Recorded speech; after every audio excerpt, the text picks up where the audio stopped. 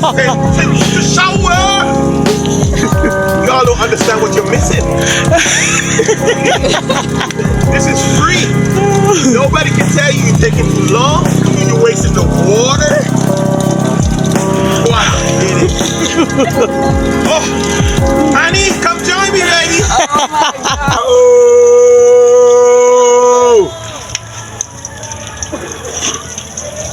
You gotta sing in the shower. You gotta sing in the shower. All day long. I'm saying I'm shower. I don't wanna go home. I don't wanna go home. I don't wanna go home. Singing in the shower. I got it going on. Singing in the shower and I'm not alone. Yao, yao, yao, yao, yao, yao, yao, yao, yao. Singing in the shower, that's the day you do it. Singing in the shower, y'all gotta come and do it, do it, do it. Yeah, yeah. They don't know what they're doing.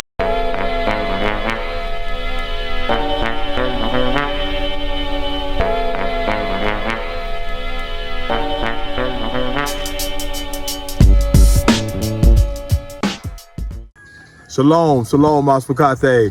We here in the Dells of Terracotta. We with David, the owner. Yes. I'm with my brother, Maker Alban Loe. Come on now. Ashato Khanaya O. Come on now. Of course, I'm Shar Daraka Come Alban on. Loe. And here is the Yapa Ma'ad Shara right, Ya that's O. I'll never remember these people's names. Just remember the love. So it's my wife. We're blowing up the air mattress. We got lawn chairs, tables. It's gonna be really nice when we're done. I brought a generator. Got a place to hang up our clothes. Cooler. A lot of food in these two containers right there. Of course, we got some shower. Yeah. And then these are three of our tents from our brothers. They came early, set their tent up, but they're not coming. They're not going to be here today. They'll come tomorrow. But we didn't want to travel tomorrow on the Shabbat, so we traveled today and we're getting this thing done. It's beautiful. So this is my first time camping. If someone was to say to me, let's go camping, I would be like, have a nice day. I'd be like, take pictures, let me know what you see, take videos, and we can talk about it. So my first camping experience, and it's going to be a 7-day camping, and I'm doing this because I was commanded by Yahweh to do it. And that's the only way I'm doing it, is because in obedience to Yahweh. And look at that.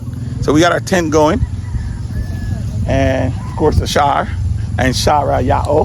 Shalom. We're setting up our house here, and it's exciting. It's a lot of work, you know, which I rather pay somebody to do it, and then I come, you know, lay down in it, have fun, and then pay somebody to set it up and bring it back. That's just how I'm rolling. But I am glad for the experience. Check it out. So here we are, our first dawn. This was beautiful. I got up and got my drone, set it up on the ground. And that's, believe it or not, that's a drone shot right there. And then, you know, I bring the drone up a little bit and I'm moving around. You're going to see a lot of drone shots here. I'm learning, man. Forgive me. I'm learning. I'm getting better at this thing. And I want you guys to see my progress. I want you guys to see, you know, my skills as I grow in flying the drone and capturing really good moments. But I'm not here to talk about my drone. I'm here to talk about the Feast of Tabernacle. And I'm here to talk about my experience with it. I want to tell you, ladies and gentlemen, that my first experience camping was not a good one. It's my first experience, not a good one. And as you can hear me say before, I wouldn't go camping. If someone was to ask me, let's go camping, I would like, yo, take great pictures. because I'm not a camper. I'm not an outdoors guy. I'm not a hiker. There's just some things that it's just not on my bucket list. But the Feast of Tabernacle is commanded by Yahweh for us to do. And so never have celebrated the Feast of Tabernacle. I'm at a loss trying to understand why. It is to remember what our ancestors has gone through when they left the land of Egypt. I can tell you I have learned a lot through this process. But before I get to what I've learned, let me share with you what I've gone through. So the day before we went vlogging, we went to a school, Santa Lucia National High School, and we did a vlog there, and it was a whole day in the sun. We were having a wonderful time, and I think we picked up sickness at the school, and we were in the sun all day. And then we came home, and then we packed and get ready to leave for our journey to this campsite, which was about maybe an hour and a half away. And we didn't get much rest, and we didn't eat much food, and I definitely wasn't drinking a lot of water. So when we got to the campsite, as you can see in the beginning, I was out there, and we built up our camp, and I helped my partner set up his camp, and then some other people come and set up their camp. So I was in the sun all day, but I was getting sick, dehydrated, and I got sunstrokes. Can you imagine that? Yeah, I got sunstrokes, man. I was slurring at the mouth. I could barely walk. I needed help to walk. So that was my first morning, my first after sunrise, my first morning there. This is where I started to feel sick, and I mean sick.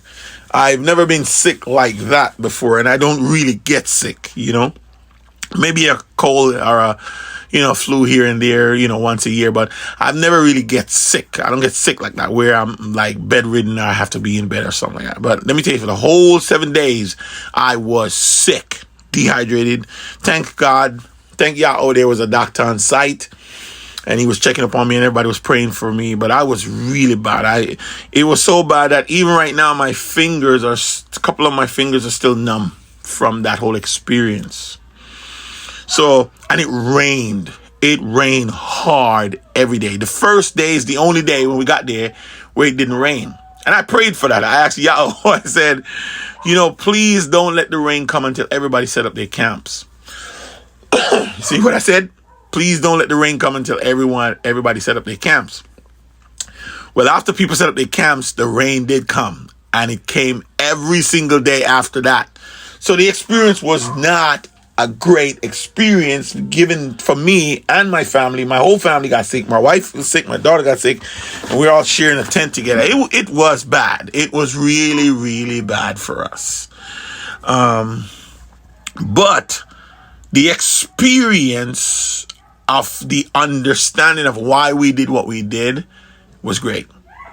So me, the second day being there, we were sick, really bad, dehydrated, heat stroke. It was bad. And so I had to spend the rest of the day, but I was determined. To spend the 8th day. I was not going to leave. I was not going to go to the doctors. I was going to trust Yahweh, and I was going to stay there. And we stayed there the whole 8th day. I would say after about 5 or the 6th day, I start feeling a little bit better. Weak, but a little bit better. And throughout the whole process, I start to think of my ancestors who, when they left Egypt, living in tents. What was that like for them living in tents after living in houses? What was it like for them to now spend the rest of their journey in tents? And one thing I learned from the process was how grateful and how good we have it. You have the air conditioner, I have a bed, my office, living room, refrigerator, microwave, TV, to live out in the desert, to live out in the wilderness, where we didn't have much of those things, even though I had a generator and stuff like that, and, fan and stuff like that. It was not comfortable. It was not comfortable. You live in a small space, you know, you put your stuff in a small area, get crowded after a while. When you bathe and you shower, when you go in, you take your clothes off, you have to put those clothes in a bag, and you have no place to wash them. And if you do wash them, you got to hang them out online and all kind of stuff. It was just so much. But I have learned from my 1 week staying out there that Yahweh command this for a reason. It's so that we'll never forget. Because he has a plan for us to prosper us, a plan for a hope and a future, to plan to make us wealthy, a plan to make us into a nation that represent him. And he never wants us to forget what our forefathers went through. So living in tent was really an experience for us. And it was a time of reflecting on what our forefathers went through. And it's a time to give us, just give us this attention to the fact that he's bringing us out to the Philippines to start us brand new as a nation again. And that's not easy, because now you got to, you come away from your family, and then you're meeting up with people who are now your family, and then you got to share space with them. You got to get to know them. They got to get to know you, like you, and you got to learn the rules from ancient times. Our forefathers laid down by Yahweh. So you got to learn these rules. You got to understand that you're no longer a part of the world around you. You're really a nation. And then you got to learn those things and incorporate those things. You have to understand that you're a holy nation. So you live a certain way, that you're not like the world around you. So now everything that you know and everything that you have and everything that you were, you have to pretty much leave that behind. This is what the Messiah was saying. This is what Yahushua was saying. You got to get, in order to get into this kingdom, you have to give up everything you have. In order to really follow this process, you have to give up everything you have. And living in tent is like giving up everything you have. Trust me when I tell you, because you don't have the freedoms that you had living in your house and be able to go to the store and stuff like that. So my experience there was not such a good one because I was sick, but it was a good experience because I get to understand separation. And the whole Torah was read to us via Zoom. And I'm talking about from Torah 1 to Torah 5, Genesis to Deuteronomy was read. The whole thing was read. And our leader was Yahuda was sick as well, like myself, so it wasn't such a good experience for him. But man, he was so faithful. He was always there, always, just checking out. He spent some time under my tent. It was so cool. I love that man. Just great. Just love this guy. So for that whole experience because I was sick, wasn't such a great experience, and because it rained a lot. And then to come down to the last couple of days, I say maybe the 5th day, 6th days, our tent started to leak. And I knew why it was leaking, because the tent wasn't stretched out to its max. So it kind of left a curve at the end where the water gathered and was able to seep in through the threads. But if it was straight, the water would have run down, so it wouldn't leak. So all of these things I learned. And I tell you, my campsite, that's my campsite with the blue, the blue pieces over there. What do you call that again? Can't even remember what they call it. But yeah, that was my tent right there. And, we had a really nice setup. It was really nice. Setup. The canopy, the blue canopy. It was really nice. I have a really good spot. I was able to see everything. It was really nice. I enjoyed that. So, but I've learned a lot, man. I've learned a lot, and I'm looking forward to the next time. I call my kids and my children in the States, and they were like, "So, are you going to do that again?" I say, "Yeah, we have to. It's part of the commandments. We have to do it. We have to stay in tent once a year for 8 days, for 7 days, and then the 8 days, the Holy Convocation. We have to." And I'm looking forward, and I'm better prepared because we brought a lot of stuff, and but the next year is going to be different because I think I'm going to get a better tent, and do things a little different. It's going to be nice because I want to be comfortable. And I want to go out there to enjoy the experience of really living in tent and learning the Torah, and just a lot of things we've taken away from this one that's going to be better for the next time. We start planning now. We're not going to wait, for the last minute to start planning. As you can look at before, it's kind of like a 2 months thing, and everybody starts to get their tents and get ready. So it was kind of like a hustle to get there and stuff like that. Now we're better prepared. Come next year, we're going to do it right. We're going to set up nice. Everything's going to be great. It's going to be awesome. I just took the time to show you from my drone some sky view and a few little things, but there's a lot of things that happen there. I didn't show you the area where we eat. I didn't show you the area where we swim. I took some pictures off the chat to give you kind of idea of what it was like. But this 7 days, 8 days out there in the tent was really humbling.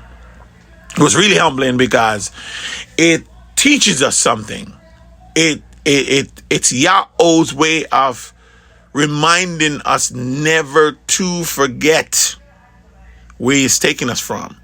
It keeps you humble, and it keeps you thinking of Yahweh. It keeps you thinking of Yahweh, because he never wants us to forget what he have done, where we come from, how we had lived in the past, and where he's taking us in the future. So the tent of tabernacle, or the Feast of Tabernacle, is a great experience. If you have not experienced it, I think you should find a group that actually believed and go spend that week with them, because I'm telling you, you're going to learn something that's going to enhance questions, where you're going to ask questions on why we're doing this. And then you're going to look at the Bible verses that commanded that. And you're going to look at where you are in terms of your religion, and how your religion ostracize these things and make you think they're done away with, when the Messiah himself said that the laws will never be done away with, that heaven and earth will pass away, but the laws will never be done away with. Think not that I've come to abolish the law, he says. Nor are the prophets, he said that. So we understand that just looking at our history, that the laws and the prophets are never abolished. That heaven and earth will pass away, but these words will never pass away. So we are commanded to keep these statutes forever. Forever. So learning the truth about who you are, OMPP, which means only middle passage people. If you can trace your lineage to the Atlantic slave trade, you are the true children of the bloodline promise covenant made with Abraham, Isaac, and Jacob, and now through the true children of Yahushua, aka Israel.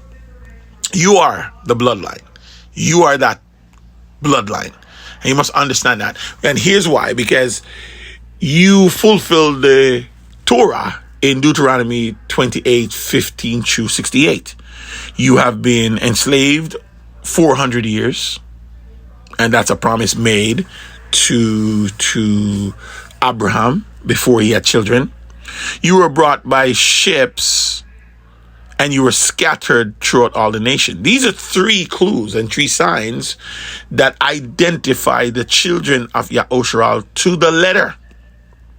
And if you look at Deuteronomy 28:15-68, you will see the horrific things that was written there that happens to us, to our ancestors, through the Atlantic slave trade. So that's why this is important for you to know who you are. You must understand that you are the kingdom of priests, a holy nation. You have to understand that all the covenants that was ever made was made with you. You must understand that you're no longer lost, you're found. And how you know these things and how you understand these things is because you have a ravenous bird. This ravenous bird was sent to us by Yahweh, prophesy in Isaiah 46 verse 11. That's Yeshayahu, Isaiah 46 verse 11. I suggest that you read from 8, because actually 8 or 9, because it just gives you the real, it just lay it down for you. And then you read Deuteronomy 28:15 through 68. Now the reason why I want you to start 15 is because the curse start at 15. And you got to read that, and you got to see it. And then you will, when you match that with Atlantic slave trade, you will see it's 100% correct. You need a ravenous bird, ladies and gentlemen. You're not going to hear these counsel unless you have a ravenous bird.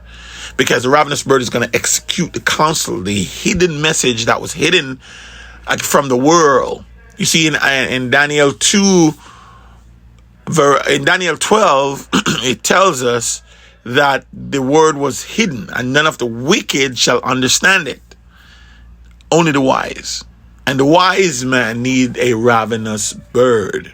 So I'm going to tell you to go to the yahosharal.com. You can learn a lot there. But I want you to go to YouTube. Go to YouTube and look up the ravenous bird. Ravenous. Ravenous bird. And while you're looking him up, I want you to look up the true name of the creator. So go on the Ravenous Bird page on YouTube, our channel, and look up the true name of the creator. That is going to open up some wisdom to you if you're willing to accept. Then after you watch that in its entirety, watch Brought by Ships, because Brought by Ships is going to show you the Atlantic slave trade and just put everything in perspective for you.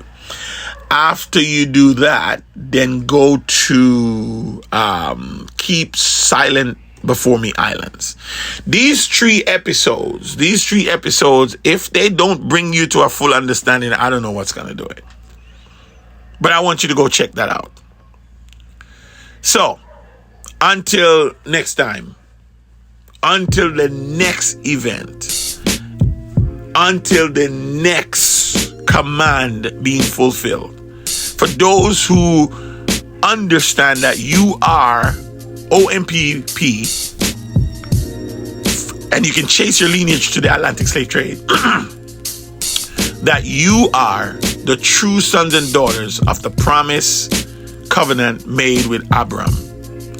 And your job right now is to get up and get out of the countries of which you were scattered and come to the Philippines, the wilderness, in where Yahweh will restore you, and you will be able to see him face to face, because he will plead with us. And this you can find in Ezekiel 20:34-37, amongst other scripture. And the covenant is about to be written, according to Jeremiah 31:31. But before you can get to that, you have to go to Jeremiah 31:1 and 2. A covenant is about to be written in our hearts and our minds, an everlasting covenant. And he will be our Elohim, he will be our God, and we will be his people. And never again shall a man teach his brother, say no, Yahweh, because we'll all know him, from the least of us to the greatest of us. There he will put his laws in our hearts and our minds. And he will remember our iniquities, and he will no more, and he will forgive our sins. I don't know about you, but I'm on this side. And this is what the tent of meeting is all about, is to experience it on this side in the wilderness. And I'm telling you, it's gorgeous here. So get with the ravenous bird. That's your first sign of obedience, is to get with the ravenous bird. I can't say any more louder than this. Get with the ravenous bird. Go on the YouTube channel and look up the ravenous bird, RAVENOUSBIRD, and watch True Name of the Creator, Brought by Ships, Keep Silent Before Me Island. And if this doesn't steer you in the right track, then this is definitely not for you. Go on about your business, keep doing what you're doing, live your life. But for us who have received the word, who has come out of her, so that we may not be partakers of her sins, for those who are in doubt, or for those of you who are iffing, for those of you who are questioning, I suggest you go watch these 3 posts, these 3 episodes to get clarity. Thank you for watching. Enjoy the rest. Peace.